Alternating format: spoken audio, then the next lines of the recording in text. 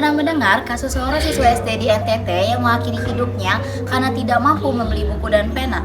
Atau kasus kekerasan seksual yang dilakukan oleh seorang guru di Palu? Atau kekerasan ekstrim di Portugal yang mengakibatkan seorang siswa SD kehilangan jarinya akibat kekerasan yang dilakukan oleh teman sebayanya?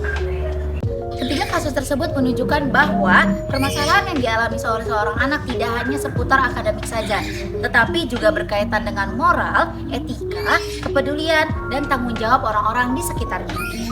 Sebagai mahasiswa pendidikan guru sekolah dasar yang nantinya akan menjadi guru SD, saya menyadari bahwa saya harus mampu memahami bagaimana menganalisis kasus-kasus seperti tadi dan mengambil tindakan cepat, tepat, dan juga bijaksana bagi peserta didik nanti. Oleh karena itu, pada semester 4 kali ini, saya mempelajari berbagai konsep tersebut pada mata kuliah Kapita Selekta Pendidikan Moral Sekolah Dasar yang diampu oleh Profesor Dr. Khotib Sardibi, MPD, dan Ibu Vena Puspitasari, SPD MH. Bagaimana implementasi dan refleksi saya terhadap mata kuliah ini? Yuk kita bahas.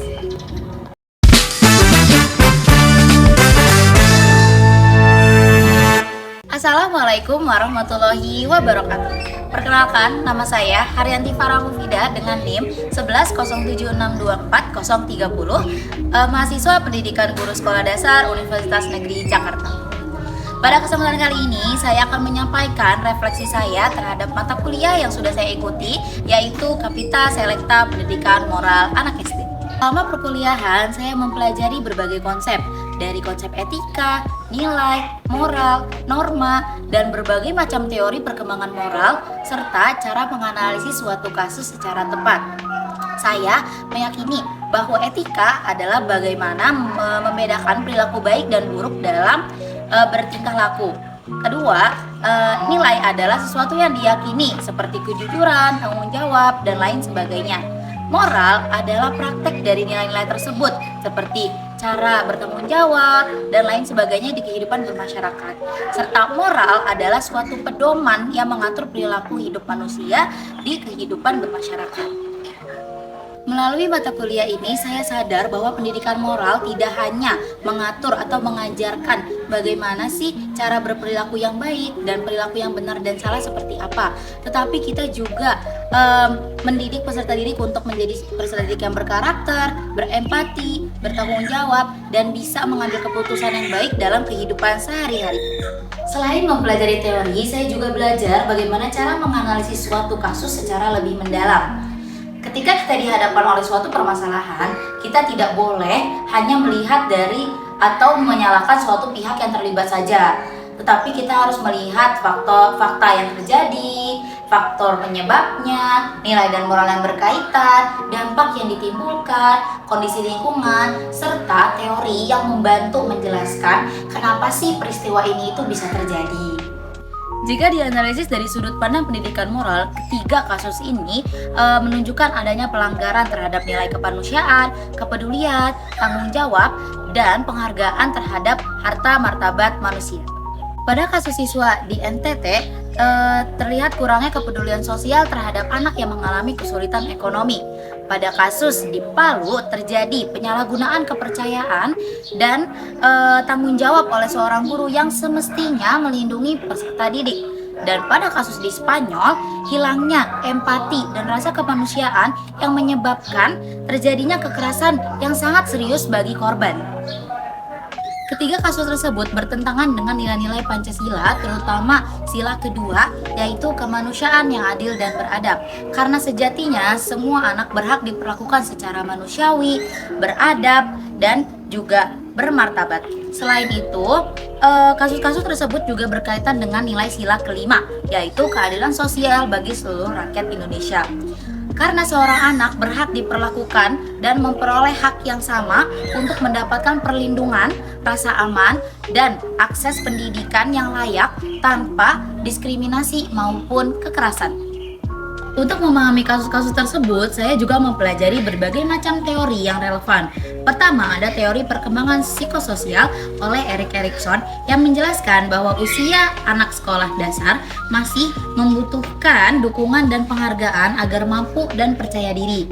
Pada kasus siswa di NTT, Keterbatasan ekonomi dan tidak terpenuhinya kebutuhan sekolah dapat membuat anak merasa minder atau merasa rendah diri gitu dan kehilangan harapan. Maka dari itu terjadilah kasus di NTT tadi. Selain itu, teori perkembangan kognitif oleh Jean Piaget menjelaskan bahwa anak usia sekolah dasar itu masih bersifat operasional konkret.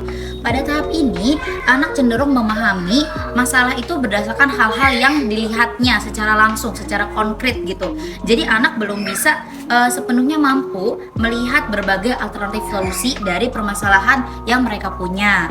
Teori perkembangan moral dari Lawrence Kohlberg juga menunjukkan bahwa anak masih membutuhkan bimbingan orang dewasa dalam memahami benar dan salah serta mengambil keputusan yang tepat.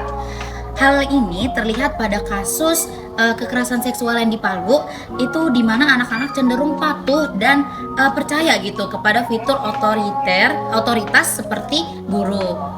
Sementara itu, teori belajar sosial dari Albert Bandura menjelaskan bahwa perilaku dapat dipelajari melalui pengamatan terhadap lingkungan.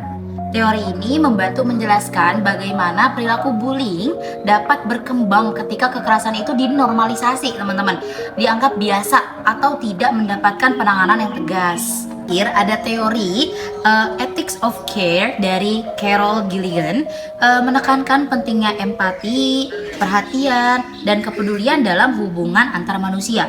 Teori ini mengingatkan bahwa guru, keluarga, dan orang-orang di sekitar memiliki peran yang sangat penting dalam menciptakan rasa aman serta mendukung perkembangan moral anak. Berdasarkan ketiga kasus tersebut, saya meyakini bahwa pendidikan moral itu harus dieksekusi secara perilaku nyata gitu. Pada kasus di NTT, guru itu dapat membantu dengan lebih peka terhadap kondisi siswa dan memastikan seluruh kebutuhan belajar itu terpenuhi. Dari diskusi kemarin dengan teman-teman, adanya home visit sangat bisa membantu itu. Pada kasus kekerasan seksual di Palu, guru bisa mengajarkan nih body safety, atau sekarang banyak banget lagu yang mengajarkan bagian mana yang tidak boleh dipegang oleh orang lain, serta menyediakan ruang yang aman untuk siswa bercerita dan melapor. Pada kasus bullying di Portugal, guru tuh harus menanamkan sikap anti perundungan, mengajarkan empati, dan menindaklanjuti setiap bentuk kekerasan sejak dini. Karena sejatinya kasus yang di Spanyol berlarut-larut hingga kekerasan yang sangat serius karena tidak ditindaklanjuti dari dini. Saya juga belajar bahwa pendidikan moral memiliki peran yang sangat penting sejak usia sekolah dasar. Pendidikan moral membantu siswa memahami nilai-nilai kehidupan, mengembangkan empati, menghargai perbedaan, serta membentuk karakter yang baik.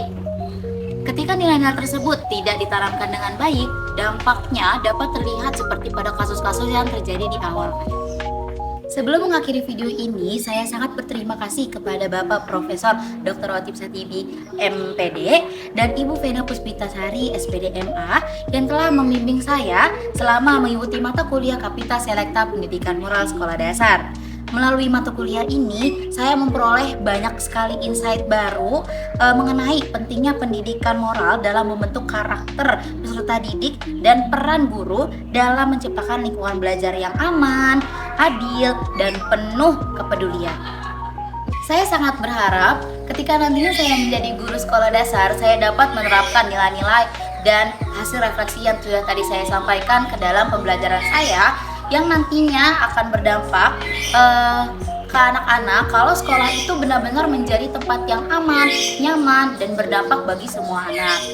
Sekian dari saya, sekian hasil refleksi terhadap mata kuliah ini. Kurang lebihnya mohon maaf. Wassalamualaikum warahmatullahi wabarakatuh.